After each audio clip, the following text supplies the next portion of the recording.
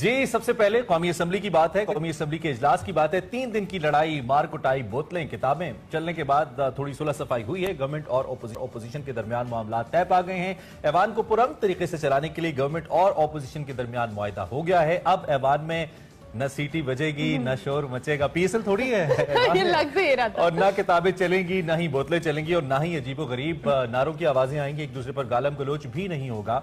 अब तक तो ऐसा लगता है। इसके साथ साथ स्पीकर ने जो 7 अराकीन पर पाबंदी लगाई थी, जिसमें मुराद सईद शामिल नहीं थे, उनकी पाबंदी खत्म कर दी गई है। अच्छा जी, और साथ साथ कानून साजी पर ऑपोजिशन के एतराजात को दूर करने के लिए 12 रुकनी कमेटी भी बना दी गई है, जबकि ऑपोजिशन भी डिप्टी स्पीकर के खिलाफ तहरीक अदम एतमाद के मामले पर पीछे हट गई है और तहरीक वापस लेने का ऐलान कर दिया है। नंबर्स भी नहीं थे वैसे। हाँ, वैसे ऑपोजिशन लीडर शहबाज शरीफ का गुज़िश्ता 3 रोज से नामुकम्मल खिताब बिलाखिर अल्हम्दुलिल्लाह मुकम्मल हो गया और हुकूमती अरकान ने अच्छे बच्चों की तरह तकरीबन कोई 2.5-3 घंटे तक ऑपोजिशन लीडर का खिताब खामोशी से सुना। शहबाज शरीफ ने अपने तवील खिताब में हुकूमती बजट और पॉलिसीज को शदीद तनकीद का निशाना बनाया। अपने दौर के कारनामे भी गिनवाए। वजीर आजम की ऐवान में अदम मौजूदगी पर कई सवालात भी उठाए। बजट में बात कीजिए तो गवर्नमेंट की जानिब से लगाए गए टैक्सेस खत्म करने का भी उन्होंने मुतालबा किया। 2 टोक अल्फाज में वाजे किया कि अगर बजट में टैक्सेस खत्म ना किए गए तो किसी सूरत अवाम दुश्मन बजट मंजूर नहीं होने देंगे। बिल्कुल, साथ ही उन्होंने वजीर आजम इमरान खान को एक बार फिर मुफाहमत के साथ आगे बढ़ने की पेशकश कर दी है। कल वैसे एक बड़ा जबरदस्त टाइटल दिया शीरी मजारी साहिबा ने शहबाज शरीफ साहब को, था जिले सुबहानी दोइन। शहबाज शरीफ की तनकीद पर जो वफाकी वजीर असद उमर है, उन्होंने उसका जवाब दिया और तनकीद को उन्होंने क्लियर किया और मोहतात अंदाज में अपोजिशन से हिसाब चुकता किया। गवर्नमेंट और अपोजिशन के दरमियान इस वक्त सीज फायर हो चुका है, जो कि खुशाइंद है। गुज़िश्ता 3 दिन में जो हुआ उसका जिम्मेदार कौन है, इसके बारे में अभी नहीं पता, लेकिन इजलास चूंकि पुरसुकून हो गया है तो अच्छी बात है। लेकिन जो मुंतखब नुमाइंदे हैं, उनकी बजट बहस में दिलचस्पी का आलम अब आपको बताते हैं। वो ये है कि शहबाज शरीफ की तकरीर के दौरान चिल्ड AC, जो कि जबरदस्त माहौल होता है पार्लियामेंट का, अगर कभी आम आदमी की तो वैसे जाने की इजाजत भी नहीं होती, ना वो जा सकता है कि वो देख ही ले, लेकिन वो जनाब ख्वाब खरगोश के मजे वहां पे चलते रहे और लोग खराटे भरते नजर आए। बिल्कुल, और आप नींद जो पूरी कर रहे थे और आखिर में 342 के ऐवान में सिर्फ 14 अरकान, जिनमें से गवर्नमेंट के 3 और अपोजिशन के 3 अरकान मौजूद थे। पार्लियामेंट में कानून साज इदारा है पार्लियामेंट के हवाले से मैं आपको बताएं। अवाम ने अरकान असेंबली को मुंतखब करके पार्लियामेंट में भेजा है कि वो उनकी फलाह बहबूद के लिए कानून साजी करें, उनकी मुश्किलात कम करें, उनके मेयार जिंदगी को बेहतर बनाएं, उसके लिए जो भी इकदाम वो कर सकते हैं करें। लेकिन मुंतखब नुमाइंदे अवाम की फलाह बहबूद के काम करने की बजाय पार्लियामेंट को जाती हमलों, गालम गलोच और हंगामा आराई के लिए इस्तेमाल करते हैं और इसका मुजाहरा हमने पिछले 2-3 दिन में देखा। और इजलास ये सबसे अहम बात है जो भी बिल्कुल, और इजलास के हवाले से आपको पता है कि कौमी खजाने से 2.5 करोड़ रुपए खर्च होते हैं, जो पिछले 9 माह में तकरीबन इजलासों के हवाले से पता तो 1.5 अरब रुपए खर्च हुआ है। लेकिन क्या कानून साजी हुई, अवाम को क्या रिलीफ मिला, अवाम की क्या मुश्किलात कम हुई या उसकी बजाय बढ़ गई? उल्टा इजलासों पे खर्च होने वाला पैसा जो कि हम सभी देते हैं और टैक्सेस की मदनों से वसूल किया जाता है, लेकिन ये सारा मामला उस तरह से एग्जीक्यूट नहीं। बिल्कुल, 2.5 करोड़ रुपए एक सेशन के ऊपर लगते हैं। Billions of rupees goes in a year, जो कि जिसके इजलास होते हैं और फिर उसके अंदर हमने जिस तरह का रवैया सुना। खैर, इस पर बहुत बात हो गई है। फवाद चौधरी साहब हमारे साथ मौजूद हैं, वफाकी वजीर इत्तलात। उनसे हम बात करने की कोशिश कर, रहा उनसे हो जाए तो राय लेने की, या हुकूमती एंगल से जो शख्सियत है उनसे राय लेने की कोशिश करते हैं। लेकिन फिल वक्त आप ये सोचिए, कल हमने ये सवाल सदाकत अब्बासी के सामने रखा था, जो कि मेंबर हैं, कि 2.5 करोड़ रुपए एक सेशन के ऊपर लगते हैं और उसमें गालम गलोच होती है, उसमें कौम की ऐसी तरबियत होती है जिसे फिर जब गुस्सा उतरता है तो फिर हमारे मेंबर पार्लियामान ये कहते हैं कि हम इसको अपने घरों पे भी जस्टिफाई नहीं कर सकते। लेकिन कुछ मेंबरान ऐसे भी हैं जो इसे अपना कल्चर करार देते हैं, पंजाब का कल्चर। हाँ, पंजाब का कल्चर करार देते हैं। वो कहते हैं कि हम गाली में ज्यादा कंफर्टेबल रहते हैं। हम ये मैं अल्फाज कोट अनकोट कर रहा हूँ कि जी असी ज्यादा कंफर्टेबल रहने हैं।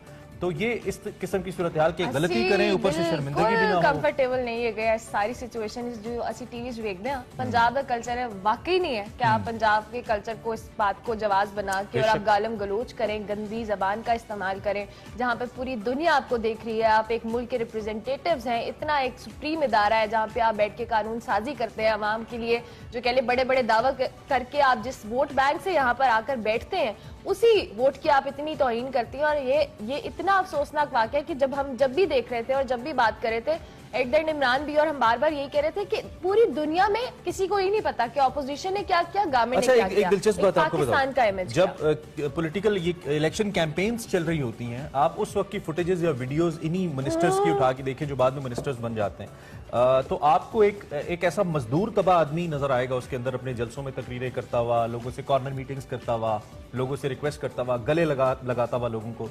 और फिर वही शख्स जब मिनिस्टर बन जाता है या किसी अच्छे ओहदे पे पहुंच जाता है तो उस शख्स के तेवर बदल जाते हैं। मैं हर ओबियसली पांचों उंगलियां बराबर नहीं होती, कुछ लोग अच्छे भी होंगे, अ फ्यू परसेंट, लेकिन ये मैक्सिमम नंबर की मैं बात कर रहा हूं कि उसके बाद ना तो वो लोगों को उनकी शक्ल देखना नसीब होती है, ना वो उनका रवैया नसीब होता है। तो इसके बाद मेरे ख्याल में, और ये सिर्फ हमारे साथ नहीं है, ये शायद ऐसी हमारे जैसे ममालिक की सभी डेमोक्रेसीज का ये हाल है। हमें वफाकी वजीर इत्तलात फवाद चौधरी साहब ज्वाइन कर चुके हैं, उनसे करते हैं इस हवाले से कि वो क्या राय रखते हैं। फवाद साहब सुबह खैर, बहुत शुक्रिया आपने हमें ज्वाइन किया। आई होप आप ठीक ठाक हैं, और अब तो असेंबली के हालात भी ठीक ठाक है, तो बीइंग इंफॉर्मेशन मिनिस्टर भी आप थोड़ा बेहतर महसूस कर रहे होंगे। अब सिर्फ हमारा फोकस ये है कि जो बजट की मंजूरी है ये किस हद तक आपको लगता है कि आसान है आपके लिए। जब कल शहबाज शरीफ साहब ने कैटेगोरिकली कहा कि डेयरी प्रोडक्ट्स के ऊपर, बच्चों के दूध के ऊपर, दीगर चीजों के ऊपर जब तक आप ये टैक्सेस खत्म नहीं करते, बिलावल ने भी यही कहा, तो उस वक्त तक हम बजट किसी सूरत मंजूर नहीं होने देंगे, क्या कहेंगे आप? देखिए, पहली बात तो यह है कि शहबाज शरीफ साहब की जो तकरीर थी और जो बजट के बारे में उनके हकायक थे, वो सुनने के बाद एक ही नतीजा अखज किया जा सकता है, और वो ये कि उन्होंने बजट नहीं पढ़ा। क्योंकि अगर उन्होंने बजट पढ़ा होता तो वो ये बातें करते ही ना। बच्चों का जो दूध है उसके ऊपर तो टैक्स है ही नहीं, उसके ऊपर 0 टैक्स है। जो पैकेजिंग है उसके ऊपर टैक्स है, और पैकेजिंग किसकी? फॉर एग्जाम्पल जो चीज है, क्रीम है, जो कि अमीर लोग खाते हैं, उसके ऊपर टैक्स किया गया है, और वो टैक्स जरूर होना चाहिए। फॉर एग्जाम्पल आप इम्पोर्टेड चीज या इवन जो पाकिस्तान में जो चीज बनता है हाई क्वालिटी, तो जो आदमी उसके लिए 1500 या 1600 या 2000 रुपया खर्च कर सकता है, वो उसके ऊपर 75 रुपया टैक्स भी दे सकता है। तो ये तो बिल्कुल इसका मतलब यह है कि उन्होंने स्पीच ही नहीं पढ़ी, और बिलावल साहब ने तो खैर जिंदगी में कभी कुछ नहीं पढ़ा, तो उन्होंने बजट क्या पढ़ना।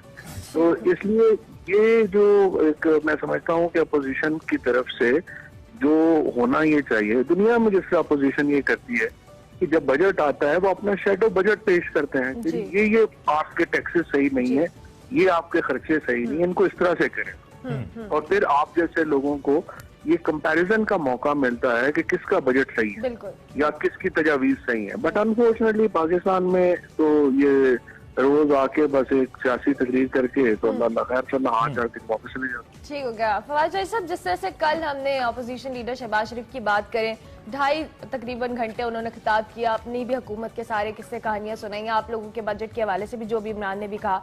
अब उन्होंने साथ साथ वजीर आजम को मुफाहमत की पेशकश भी की, और अपोजिशन को साथ लेकर उन्होंने कहा कि अगर चला जाए तो फिर ये सारे मामला बेहतरी की तरफ जा सकते हैं। क्या वजीर आजम इमरान खान शहबाज शरीफ साहब की इस जो कह मशवरे है, इस पर तवज्जो देने के लिए तैयार है? नहीं, तैयार नहीं, हम तो ऑफर कर चुके हैं अपोजिशन को क्या है मुज़ाकरात करें।